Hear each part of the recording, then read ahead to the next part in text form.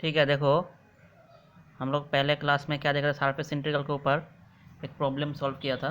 ठीक है, first problem था।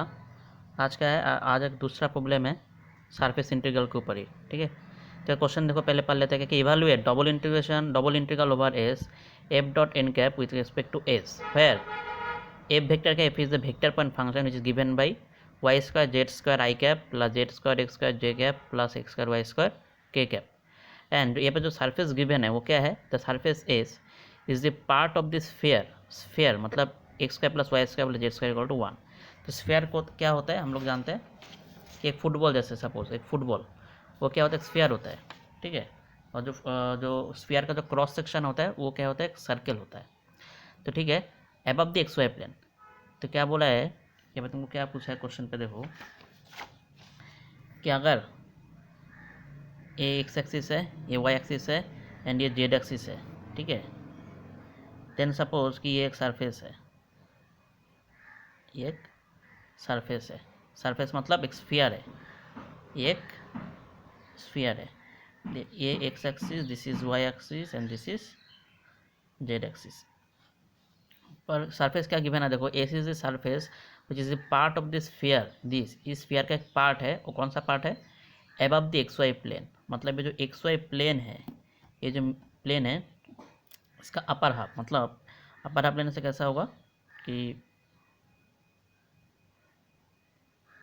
ऐसे आ जाएगा। ठीक है, मतलब ये जो अपर हाफ है इसके लिए बोला है, नीचे का पार्ट नहीं है, ये नीचे का पार्ट नहीं है, सिर्फ जो अपर हाफ है ये वाला, ये लिख के बोला है। तो इसका डायग्राम हम लोग पहले ड्रॉ कर लेते हैं। ठीक है, जो क्वेश्चन में ये लोग जो पूछा है, तो क्या होगा, this is the X axis, this is Y axis and this is Z axis. ठीक है, तो मैं पहले सरफेस जो स्फीयर है, सपोज कि मैंने उसको ड्रॉ कर लिया पूरा। ठीक है, ये पूरा ड्रॉ नहीं करने से भी होगा, क्योंकि तुमको अभी देखो मैं ब्लैक कलर से जो मार्क करूँगा सिर्फ उतना ड्रॉ करने से भी सफिशियंट है। देखो अपर हाफ बोला है,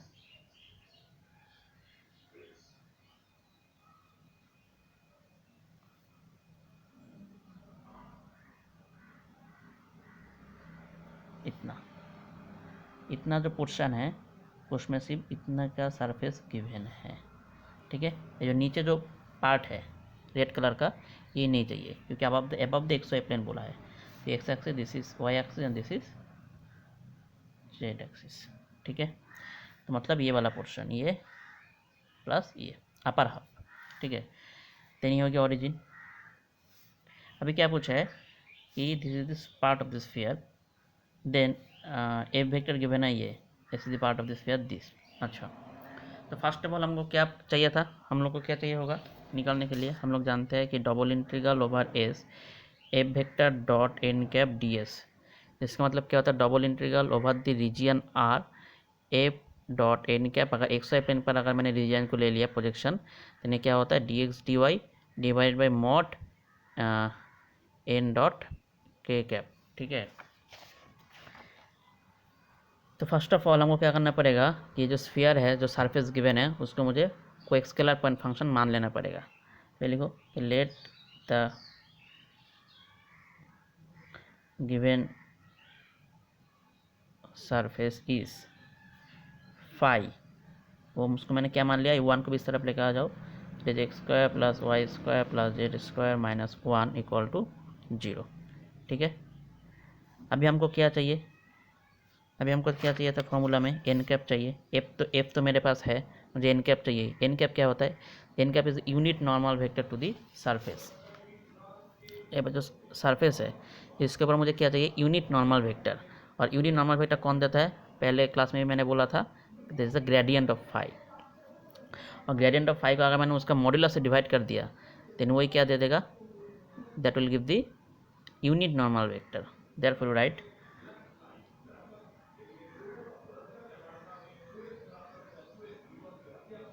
यूनिट नॉर्मल वेट।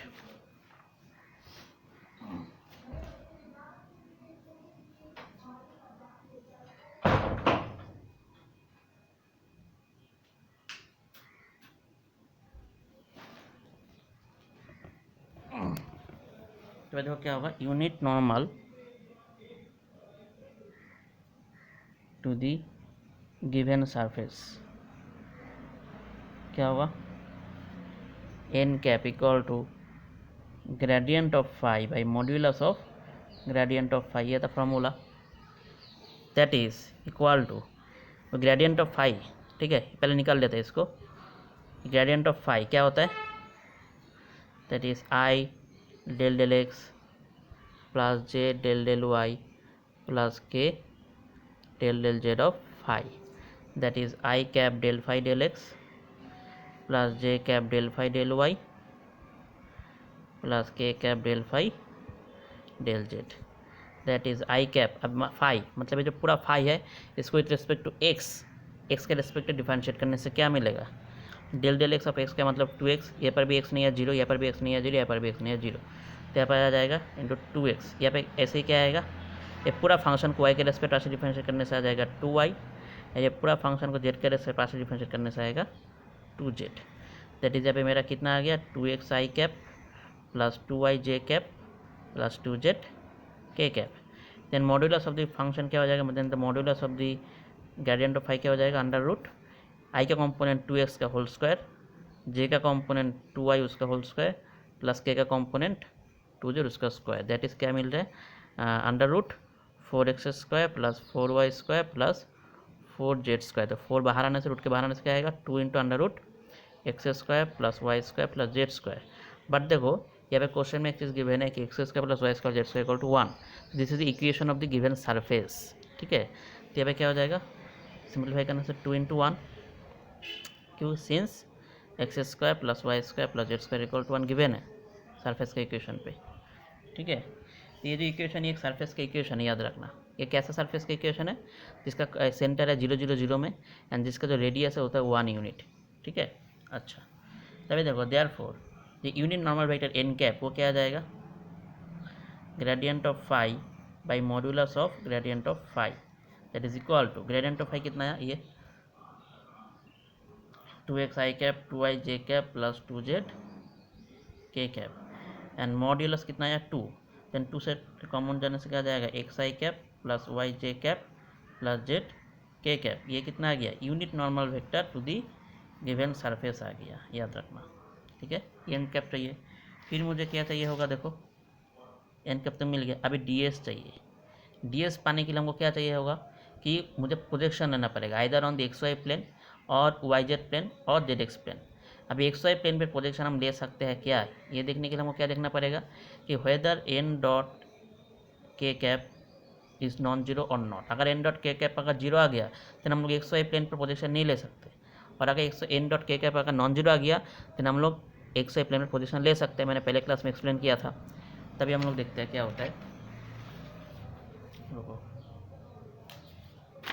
तब एक चीज़ देखो कि नाउ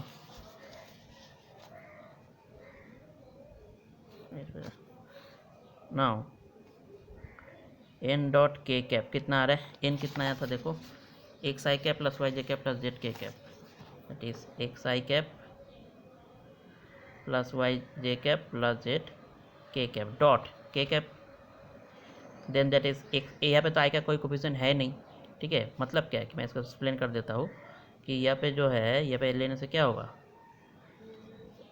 जीरो आई कैप, इसका हम लोग के कैप हम कैसे लिख सकते हैं, जीरो आई कैप लिख सकते हैं प्लस जीरो जे कैप लिख सकते हैं प्लस 1 डॉट के कैप लिख सकते हैं, ठीक है। देन डॉट प्रोडक्ट लेने से क्या होगा, x dot zero plus y dot zero plus z dot 1, ultimate क्या कितना, जेड आ गया। इसका मतलब क्या आ रहा है, नॉन जीरो आ रहा है, therefore you can take projection on the x Y plane, therefore you write, therefore we can take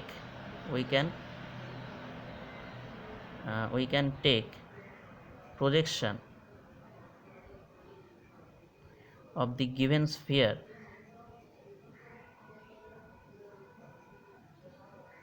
on x Y plane. अब एक चीज़ देखो, मैंने यहाँ पे पहले भी ड्रॉ करके रखा है, जब ये पूरा स्फीयर को तुम एक्स वाई प्लेन पर पोजीशन ले रहे हो तब ये क्या हो जाएगा, एक्स वाई प्लेन पर मतलब इस वाला प्लेन पर उसका जो शेप है वो कैसा आएगा, सर्कुलर शेप आएगा, ये वाला शेप आएगा सिर्फ सर्कल आएगा, ये जो शेप है ये कितना आ जाएगा, this is the region r. इसका मतलब क्या हो रहा है जो रीजन कितना आ गया, आर आ गया, तभी लिख सकते हो that is if r is the projection of the given sphere on xy plane, then the region becomes,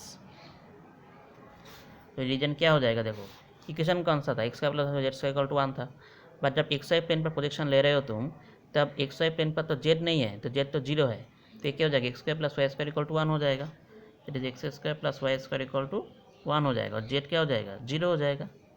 ठीक है, तो इसका मतलब क्या, जहाँ पे x is greater than zero, y is greater than zero, मतलब क्या हो रहा है, देखो एक ये जो रीजियन है आर, वो क्या है, एक सर्कल है, यहाँ पर तो वही सर्कल आया है, ये जो सर्कल आया है इसका रेडियस कितना है, देखो x minus zero whole square plus y minus zero whole square equal to 1 square, मतलब ये जो सर्कल आया है इसका भी रेडियस कितना होगा, ये जो रेडियस है, ये रेडियस है, ये कितना होगा, 1 यूनिट होगा।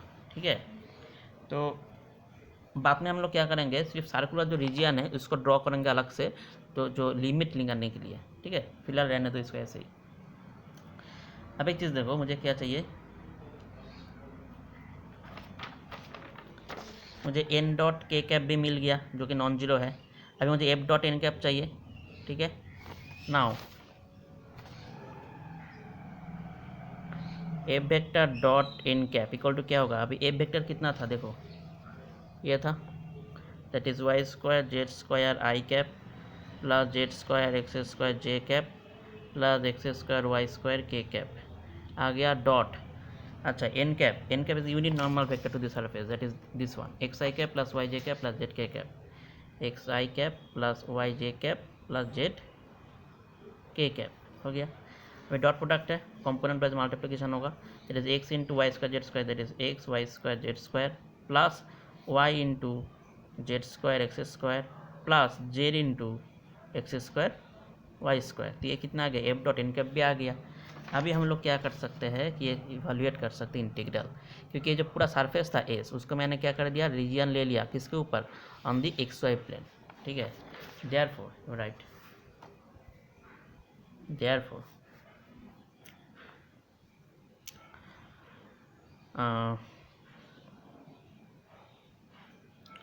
on the region R, the required surface integral, the required surface integral becomes, क्या होगा, पहले तो किसके ऊपर निकलने के लिए, double integration over S F dot N cap D S.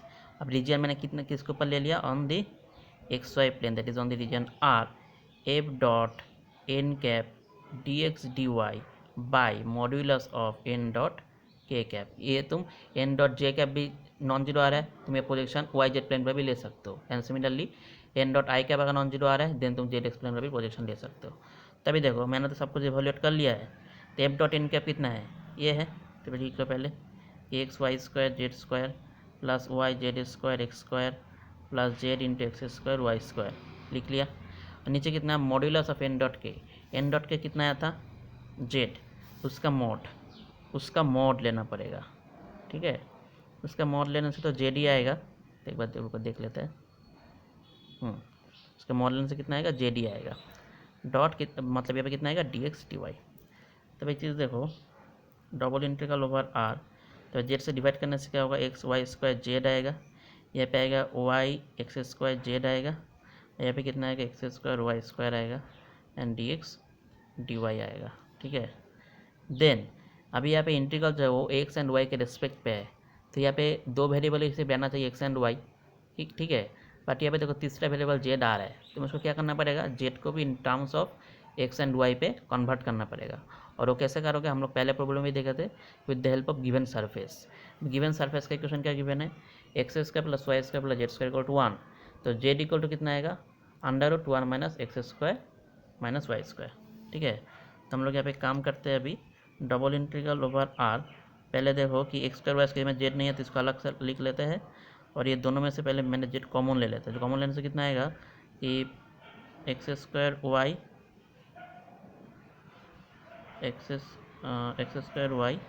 Plus x y square d x D y. ठीक है, अभी मुझे क्या करना पड़ेगा, जेड को एलिमिनेट करना पड़ेगा। कैसे करोगे, पहले इसको लिख लेता है कि x square y plus x y square. अभी जेड इक्वल टू कितना आ रहा है यहाँ से, under root 1 minus x square minus y square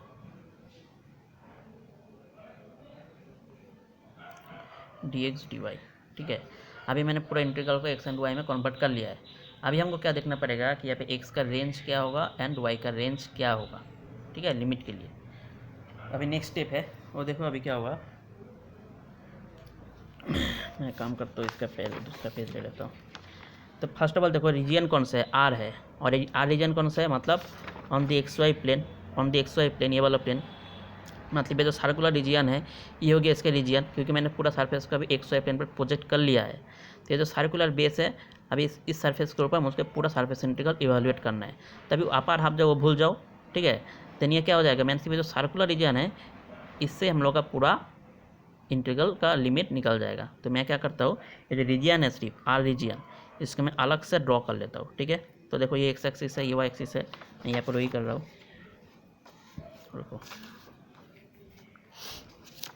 क्या हो गया,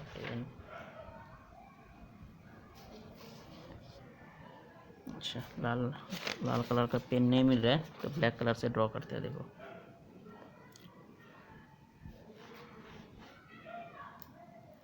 नीला कलर से करते हैं। देखो क्या होगा, मैंने क्या किया, पूरा एक्स वाई प्लेन पर सिर्फ एक्स वाई प्लेन को मैंने ड्रॉ किया, क्योंकि प्रोजेक्शन अब एक्स वाई प्लेन पर आ गया है, सर्कुलर रीजन में आ गया है। ठीक है, ये आ गया। ठीक है, अभी क्या होगा, ये हो गया x axis and this is negative x axis and this is positive y axis, this is negative y axis.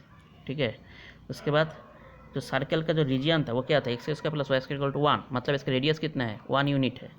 तो ये कितना हो गया, ये तो 1 यूनिट हो गया। तो ये वाला ये पर का पॉइंट क्या होगा, -10, और इस पर का पॉइंट क्या होगा, +10। ठीक है, क्योंकि रेडियस तो 1 यूनिट है ना। और ये हो गया ऑरिजिन ओ। और एक चीज़, तो मुझे अभी क्या देखना है कि ये पूरा सर्कल का मुझे रीजन निकालना है, सरफेस इंटीग्रल।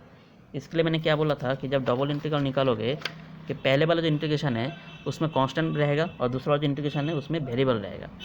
और पहले वाले इंटीग्रल तुम वाई भी ले सकते हो, इसमें एक्स ले सकते हो। इन दैट केस तुमको वाई का कांस्टेंट लेना पड़ेगा और एक्स का वेरिएबल लेना पड़ेगा।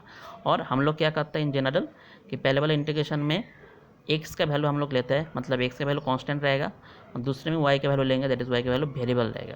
तो देखो एक्स का वैल्यू कहाँ से कहाँ तक वेरी कर रहा है, यहाँ से लेके यहाँ तक। तो यहाँ पे एक्स इक्वल टू कितना है, -1 है, और यहाँ पे एक्स इक्वल टू कितना है, +1 है। तो यहाँ पे इंटीग्रेशन का रेंज क्या होगा, देखो तो यहाँ लिख लेते हैं पहले कि on the region r, on the region r x varies from, कहाँ से वेरी कर, x equal to -1 to x equal to +1 vary कर लिया। और y के लिए हम क्या देखेंगे, y का लोएस्ट वैल्यू कहाँ पे है, यहाँ पे है, हाईएस्ट वैल्यू यहाँ पे है। मतलब हमको क्या करने का पड़ेगा कि स्ट्रिप में इसको तोड़ना पड़ेगा, दैट इज स्ट्रिप, मतलब ऐसे स्ट्रिप पे लो। ठीक है, ये वाला स्ट्रिप का जो लोएस्ट वैल्यू है, लोएस्ट वैल्यू कहाँ पे, यहाँ पे है लोएस्ट वैल्यू और यहाँ पे हाईएस्ट वैल्यू। तो वाई की वैल्यू निकालने के लिए हमको क्या करना पड़ेगा यहाँ पे, तो देखो ये कौन सा इक्वेशन है, सर्कल का इक्वेशन है रीजन पे, दैट इज ये है x square plus Y square equal to 1। तो x square plus Y square equal to 1 में then y square equal to कितना आएगा, 1 माइनस एक्स स्क्वायर। ठीक है, that is x square plus Y square equal to 1 है, that is y square equal to कितना आएगा, 1 minus x square, that is y equal to कितना आएगा, +-1 minus x square. तो यहाँ पे कितना आ जाएगा, y equal to -1 minus x square, और यहाँ पे आएगा y equal to +1 minus x square. तो this is the lowest value and this is the highest value of y, that is, and y varies from y equal to -1 minus x square to y equal to +1 minus x square। ठीक है, अभी इस reason में हम क्या करेंगे, इस integral को, इस डबल इंटीग्रल को इवैल्यूएट करेंगे। देयरफॉर ये लिख लेते हैं पहले डबल इंटीग्रल, पहले इसको लिख लेते हैं double integral over S F dot N cap D s equal to कितना आया था ये लिखो, it is double integral over r x square y square plus x square y plus x y square under root 1 minus x square minus y square d x D y. लिख लिया। अब एक चीज़ देखो, अभी हम इसको एवेल्यूएट करेंगे कैसे होगा। Double integral, first integral x का से में वेरी कर रहा है -1 से लेकर +1 पे, एक्स इक्वल टू -1 से +1। सेकेंड इंटीग्रल में वाई का से वेरी कर रहा है -√1 minus x square to +√1 minus x square. लिख लिया। ब्रैकेट के अंदर ये आएगा, it is x square y square plus x square y plus x y square into √1 minus x square minus y square d x D y. ठीक है। अभी देखो इंटीग्रल निकालना कैसे निकालते हैं, देखो ये भी देखने का बात है। इक्वल टू पहले इसको दो हिस्सों में बांट दो, क्या आएगा, integral x equal to 1 to 1 integral y equal to -√1 minus x square to +√1 minus x square y square d x D y आ गया। फिर आएगा प्लस, फिर इंटीग्रल x इक्वल टू यहाँ पे आएगा -1 ना, -1 to +1 integral y equal to -√1 minus x square to +√1 minus x square second integral that is x square y plus x y square into √1 minus x square minus y square d x D y. लिख लिया। ठीक है। अब एक चीज़ देखो, यहाँ पे जो एक्स स्क्वायर का टर्म है, एक्स मतलब ऐसा तो ऐसा भी नहीं है तो कि एक्स वाई होल स्क्वायर बा x plus y whole square, ऐसा नहीं है। तो एक्स स्क्वायर का जो टर्म है वो अलग है। तो मैं क्या कर सकता हूँ यहाँ पे कि क्योंकि ये वाला जो टर्म है एक्स स्क्वायर, इसके साथ कोई वाई का टर्म नहीं है, इसके लिए मैं क्या कर सकता हूँ, इसको अलग कर सकता हूँ। अलग करके इसके अंदर लेकर चला आया इसको एक्स स्क्वायर, और इसको मैंने यहाँ पर ही छोड़ दिया, इट इज़ वाई स्क्वायर। ठीक है। और डी एक्स डी वाई। ठीक है। अब एक चीज़ देखो कि ये वाला जो फंक्शन है, इंटीग्रल निकालने के लिए तुमको एक चीज़ याद रखना पड़ेगा। मैं बोलता हूँ, हम लोग तो पहले भी पढ़े थे कि हम लोग जानते हैं कि integral -a to a f x d x, इसका एक फॉर्मूला होता है। वो क्या होता है, 2 into integration 0 to a f x d x if f of -x equal to f of x, that is f is even. अगर f even function होता है तब ये 2 इंटीग्रल 0 to a f x d x होता है, and इसके value 0 होता है कब, if f of -x equal to -f of x हो जाता है, that is when f is odd. ठीक है। तो ये जो इंटीग्रल है, इस फंक्शन में अगर सपोज़ कि ये जो फंक्शन है इसको अगर मैंने एफ एक्स वाई मान लिया कि सपोज़ कि लेट, क्योंकि ये भी तो इस टाइप का है ना, -√1 minus x square to +√1 minus x square that is -a to a इस फॉर्म में है। तो ये अंदर का जो पूरा फंक्शन है वो एक्स एंड वाई में है।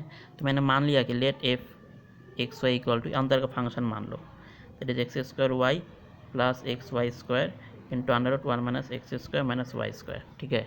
अभी मैं देखना चाहता हूँ कि ये फंक्शन इवन फंक्शन है कि ऑड फंक्शन है। इसके लिए मैं क्या कर रहा हूँ, एक्स को -x से चेंज कर रहा हूँ एंड वाई को -y से चेंज कर रहा हूँ। Now F of -x, -y कितना आएगा, तो एक्स को -x से रिप्लेस करने से क्या हो जाएगा, -x whole square into -y plus -x into -y whole square into √1 minus of -x whole square minus -y whole square. तो इसका स्क्वायर करने से क्या हो जाएगा, एक्स स्क्वायर, यहाँ पे माइनस है तो माइनस आ जाएगा, प्लस यहाँ पे -y, इसका मतलब वाई स्क्वायर, इसका माइनस आएगा -x वाई स्क्वायर, अंदर कितना आएगा 1 माइनस है तो एक्स स्क्वायर रहेगा, ये वाई स्क्वायर रहेगा। इसका मतलब अगर यहाँ से मैंने अच्छा यहाँ पे एक चीज़ देखो, यहाँ पे ब्रैकेट है, ब्रैकेट देना पड़ेगा। जैसा कि मैंने माइनस को कॉमन ले लिया तो कितना आएगा, x square y plus x y square. ठीक है। और ये √1 minus x square minus y square.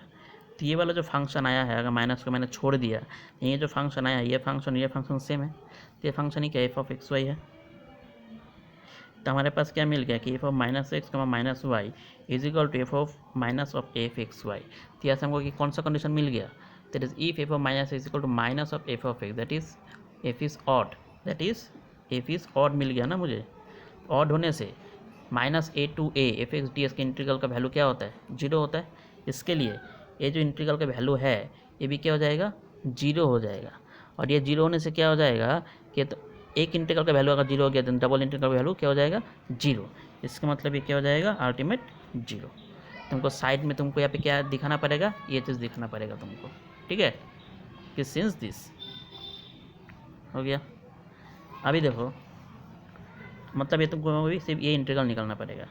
अभी ये भी इंटीग्रल निकालने के लिए भी एक चीज़ है कि यहाँ पे तुमको क्या करना पड़ेगा, equal to -1 to 1 x square into integral क्या है कि integral of y equal to -√1 minus x square to +√1 minus x square y square, क्योंकि वाई स्क्वायर है तो डी वाई के रेस्पेक्ट में अल्टीमेट इंटीग्रल है उसको मुझे एक्स के रेस्पेक्ट पे इंटीग्रेट करना पड़ेगा, ठीक है। अभी क्या होगा, integral of x equal to -1 to 1 x square. अभी ये जो इंटीग्रल है यहाँ पर भी देखो ये -a to a f y d y इस फॉर्म में है, मतलब इस फॉर्म में ही आ गया फिर से, ठीक है, इस फॉर्म में आ गया। तो मुझे देखना पड़ेगा फंक्शन इवन है कि ऑड है। तो यहाँ पे सिर्फ सिंगल वेरिएबल का वाई का, तो मैंने मान लिया कि, रुको मैं यहाँ पे दिखा देता हूँ तुमको कि let f of y equal to y square. Now हमें चेक करना है कि वेदर एफ इज इवन और ऑड, तो वाई को मैंने माइनस वाई से रिप्लेस कर दिया। देन क्या होगा, -y whole square that is equal to y square आ गया। और वाई स्क्वायर का मतलब ही क्या, एफ ऑफ वाई है। तो मेरे पास क्या मिल गया, therefore f of -y equal to क्या मिल गया, f of y that is f is even. Even अगर मिल गया then integral -a to a f y d y क्या हो जाएगा, फॉर्मूला देखो 2 इंटू इंटीग्रेशन 0 to a। तो यहाँ पे तो ये फंक्शन इवन आ रहा है, तो यह क्या हो जाएगा, 2 पहले आ जाएगा इंटीग्रल 0 to a, यहाँ पे कितना है √1 minus x square into y square d y, बाहर में आएगा डी एक्स, ठीक है। तो now integral of x equal to 1 to 1 x square. तो यहाँ पे तुमको साइड नोट में सब दिखाना पड़ेगा कि let f of y equal to this, ठीक है, ये दिखाना पड़ेगा। देन यहाँ पे क्या हो जाएगा 2 इंटू ये इसका ये क्या होता है y³/3, ठीक है, that is lower limit to upper limit dx equal to integral x equal to 1 to 1 x square into 2 बाहर ले लेते हैं, तो अंदर रहेगा कौन y³/3 that is √1 minus x square whole cube that is 1 minus x square to the power 3/2/3 -0। Lower limit में 0 आ रहा है, तो क्या आ रहा है 2/3 बाहर ले लो, तो क्या हो जाए integral of x equal to, अच्छा मैंने -1 लिखना भूल रहा है, मिस हो रहा है, -1 to 1 that is x square into 1 minus x square 3/2 dx। फिर से देखो ये जो फंक्शन आ रहा है अगर फिर से -a2 में है a to a, यहाँ पर फिर से अगर x को मैंने -x से रिप्लेस किया, x को माइनस से रिप्लेस किया, तो ये वाला फंक्शन किससे क्या हो जाएगा, यही हो जाएगा, that is f of -x equal to f of x आ जाएगा, इवन फंक्शन आ जाएगा। इसके लिए मैं फिर से इसको क्या कर रहा हूँ अभी, और एक 2 ले लो पहले, दैट इज रेंज का 0 to 1 में आ जाएगा, x square into 1 minus x square to the power 3/2 dx since integrand is an even function, ठीक है। अभी ये जो इंटीग्रल आ गया है अभी इसको हम लोग कैसे इवेलुएट करेंगे, वो निकलने के लिए देखो क्या करना पड़ेगा कि यहाँ पे तुमको और एक सब्स्टिट्यूशन प्रोसेस अप्लाई करना पड़ेगा। वो क्या है कि x equal to sine theta मान लो, क्योंकि 1 माइनस साइन स्क्वायर थीटा आ जाएगा, तुमको कॉस स्क्वायर थीटा आ जाएगा। तो मैंने क्या कर लिया कि let x equal to sine theta, that implied दोनों तरफ थीटा के रेस्पेक्ट डिवाइड करने से क्या आएगा cos theta, that is dx equal to कितना आ रहा है कॉस थीटा डी थीटा। फिर लिमिट चेंज करने से क्या होगा, अभी x था थीटा में आ गया, x कितना है 0 to 1। अगर मैंने यहाँ पे x 0 बिठाया then sine theta equal to 0 that is sine theta equal to sine 0 that is theta equal to 0। और अगर थीटा का x का जगह मैंने 1 बिठाया then sine theta equal to 1 that is sine theta equal to sine π/2 that is theta equal to π/2। Therefore ये कितना आ जाएगा, रेंज बोलो 4/3, और रेंज अभी 0 to 1 था पहले था, अभी क्या हो गया 0 to π/2।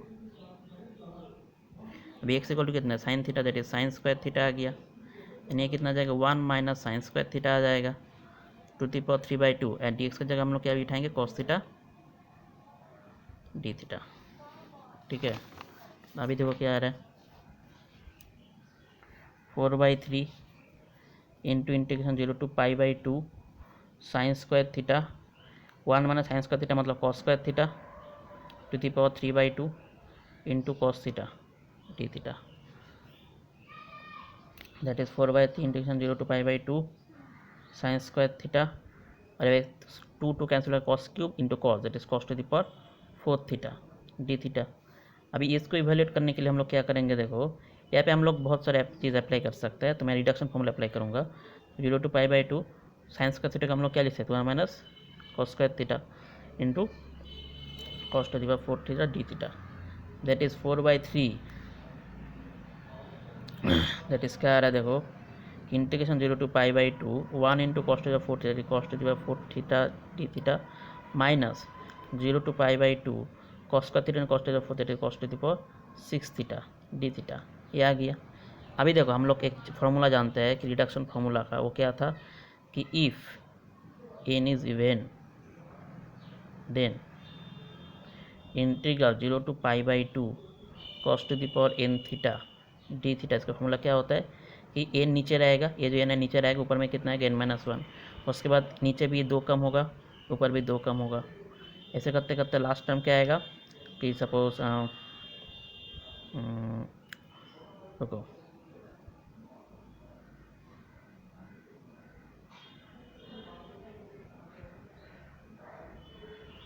1 आएगा, नीचे 2 आएगा, उसके बाद लास्ट में π/2 आएगा।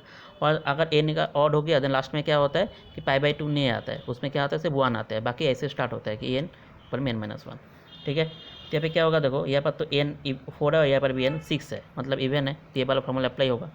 तो दैट इज़ 4/3 होता है, this is the reduction formula, second semester में पढ़ा था, सेकंड ना तो फर्स्ट सेमेस्टर में पढ़ा था। तब देखिए देखो क्या होगा, 4 है तो नीचे 4 आएगा, ऊपर में कितना है 4-1 3, फिर नीचे भी 2 कम, ऊपर भी 2 कम।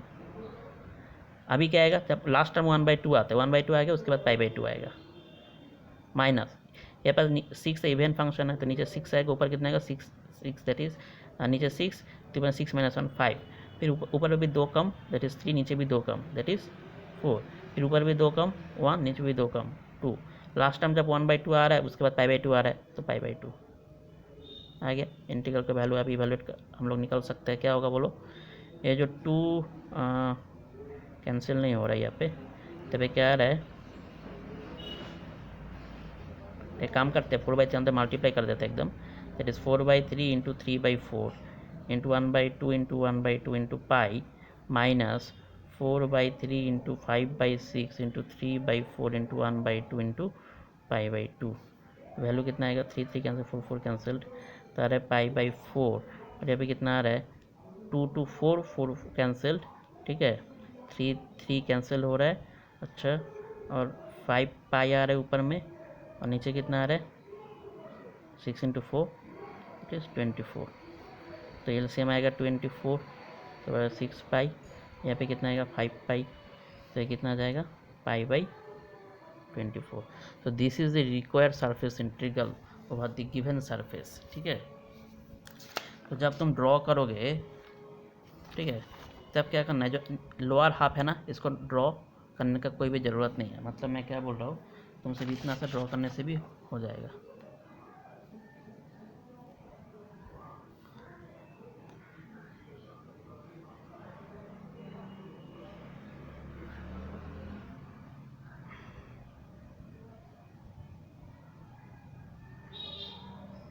सिर्फ इतना सा ड्रॉ करना हो जाएगा। ठीक है, तो समझ में आ गया मैंने क्या बोला, क्योंकि जो प्रोजेक्शन है वो तो रीजन आर में आ गया ना, मतलब XY प्लेन पर आ गया, ये रीजन है मतलब आर में है, ये मतलब ये जो बेस है जो मैंने मार्क करके रखा है ऐसे, यही है ये वाला सर्कल, क्योंकि अब रिजेक्ट यहाँ पे आ गया। तो लिमिट कैसे लोगे, पहले वाला जो x का लिमिट है वो यहाँ से यहाँ तक वेरी कर रहा है कांस्टेंट -1 to +1, एंड y के लिए मैंने क्या किया, ये जो पूरा सर्कल है इसको मैंने हॉरिजॉन्टल वर्टिकल स्ट्रिप में ऐसे डिवाइड कर लिया। डिवाइड करने से क्या होगा, जो स्ट्रिप आ रहा है इसका लोएस्ट वैल्यू यहाँ पे कितना आ रहा है y = दिस एंड अपर है y = दिस, यहाँ से आ रहा है, क्योंकि on the XY plane z0 है, तो जो x² + y² + z² 1 गिवन है, वहाँ पे मैंने क्या किया z = 0 बिठा दिया, तो सर्कल का इक्वेशन आ गया, ये वाला सर्कल, और ये वाला सर्कल का रेडियस क्या होता है 1 ही तो होता है, हम लोग जानते हैं कि x square plus Y square equal to a square होने से वो सर्कल का रेडियस क्या होता है, ए यूनिट होता है। वैसे यहाँ पे कितना x square plus Y square to 1, मतलब सर्कल का रेडियस कितना होगा 1 यूनिट। इसलिए अगर ये इतना भी 1 है, इतना भी 1 है, तो ये इसका कोऑर्डिनेट क्या होगा नेगेटिव की तरफ, तो -1 0, इसका होगा प्लस का 1 0। एंड ये स्ट्रिप का अंदर लोएस्ट वैल्यू वाई का कितना आएगा, यहाँ से मैंने निकाल लिया, y equal to under plus minus under minus square है, तो यहाँ पे माइनस का आएगा, यहाँ पे प्लस का आएगा, निकाल लिया। फिर इंटीग्रल मैंने यहाँ पे इवैल्यूएट किया। ठीक है, तो ठीक से देखना, समझ पे नहीं आने से मुझे बोलना।